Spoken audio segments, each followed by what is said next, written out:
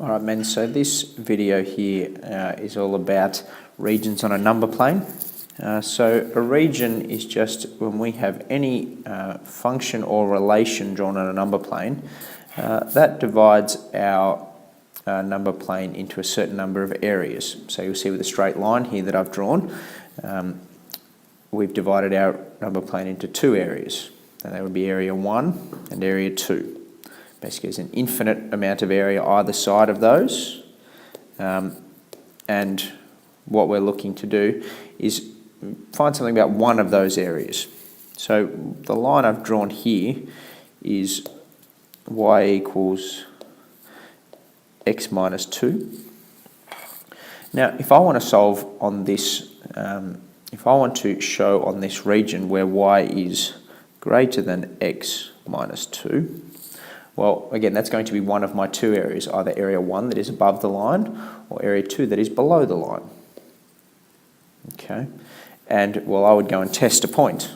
So it could be either point, but we should typically test the origin if we are able. Now, if you're not able to test the origin, that's fine. You can pick any point. I could pick a point here, I could pick a point there, down here, wherever I would like, just as long as it is not on the line. So I wouldn't go pick the point 2, 0, because that's not going to tell me anything. That will just tell me that whether or not I have to dot my line, which we'll talk about in a second. So let's go test the origin. If I substitute that in, I'll get 0 is greater than 0 minus 2, which is a true statement. So that means I go and shade this side of my region. Now you notice that we've got our line here dotted. Okay, I made mention of that. Okay, so we have a dotted line. And that relates to this, okay, the fact that we have a non-inclusive symbol there. If I had the line there, well then I'd have a solid line, but we don't, so I just have a dotted line on my number plane. Let's have a look at another one. Okay, so here I've got the graph y equals x squared. Again, let's say I want to test y is less than or equal to x squared. Alright, well again, I've sketched my relation, and that's the first part of what we have to do. Whenever you're asked to do anything with the region, and we'll look at multiple regions in a second, the first thing you do is draw a sketch. And we know what y equals x squared looks like, and this time we have an inclusive line there, so it's less than or equal to, so our line will be solid. If we didn't have that second line, we'd have a dotted curve. Now again, I test a point. This time I can't test that origin, because the origin is a point on my graph. So let's just pick another point. I'm going to pick this one here. I'm going to pick 2, 0 and substitute that in. I could pick any point I'd like. I could pick one up here, over here, down here, wherever I please, but I'm just going to pick this one here. And again, if we look at the two areas that our number plane is divided into, well, that's area 1. This outside is area 2.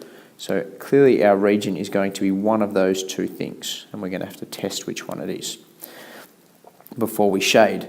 Alright, so let's go and solve here. So then I'll substitute in this point 2, 0. So what I'll get is 0 is less than or equal to 2 squared, which is 4.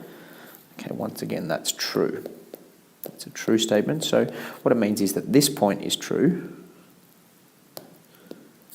and that my region is outside my parabola.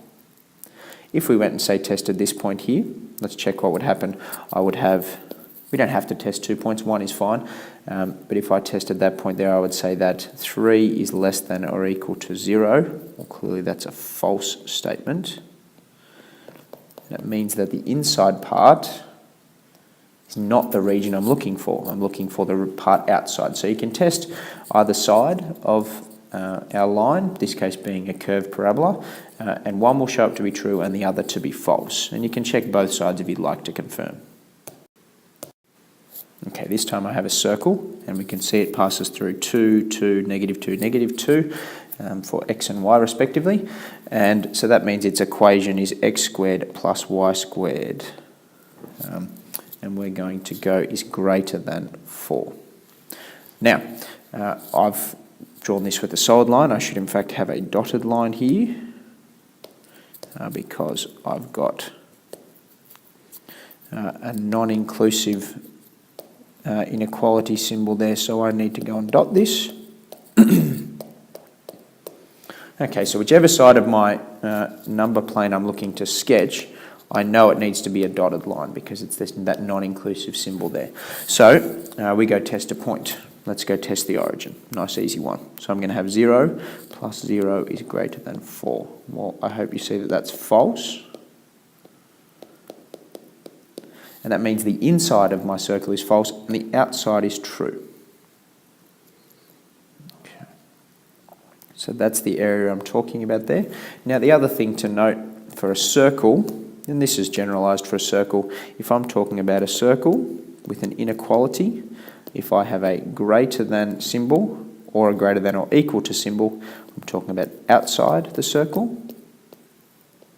And if I have a less than symbol, I'm talking about inside the circle. And that's just true for circles. And what you'll see when we look at compound region, the exact same thing applies. Okay, well this time we're going to talk about the diagram and think about it a little bit. I want to find where x squared plus y squared is less than 9 and x is less than or equal to 2. I want to find where both of those hold true. Now another way to write this is as an intersection. So I could write something along this line. Sorry, pardon me.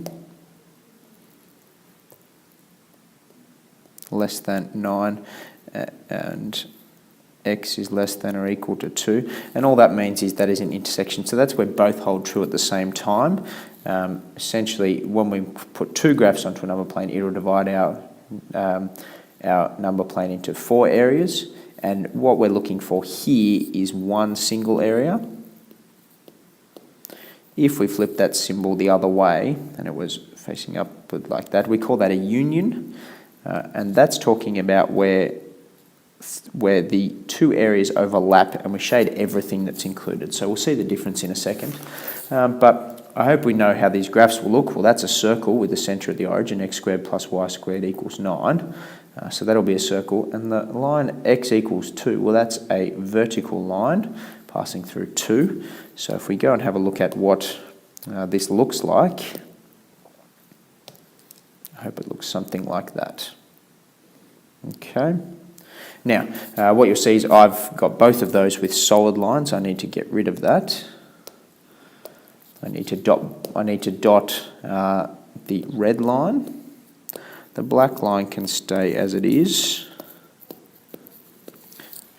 because that's got an inclusive symbol as well. Now, all right, what we need to do here is work out whether we're talking inside or outside the circle and left or right of the line. So I hope you see we've got area number 1 that's outside, we've got 2 in here, we've got 3, that little guy, and 4 there. So we need to work out which one of my areas we're talking about, where they overlap. So let's go work it out. Well, we just decided that if we have a less than symbol here for our circle, we know that's inside. So we know it's going to be inside my circle. So now we're either down to this one here or this guy in here. Okay, well, what numbers on a number line are less than 2? Well, I hope you see that it's all these ones. Anything over here? So in fact, those guys there, if we test 3, well, that would be outside our domain here. It'd be false. We'd say that 3 would be less than 2, which is clearly a false statement. So if we have a look at it, my area to shade is going to be inside the circle and to the left of the line. So that's what we're shading. And of course, again, the red line is dotted because that's our circle, but the black line is solid because it has that inclusive symbol. Now very quickly I'll show you what it would be like if we had an intersection of the two, sorry, a union of the two, not an intersection. It would look something like this. And what it would be that, well, we'd be looking at everything to the left of the line. Okay, all of that.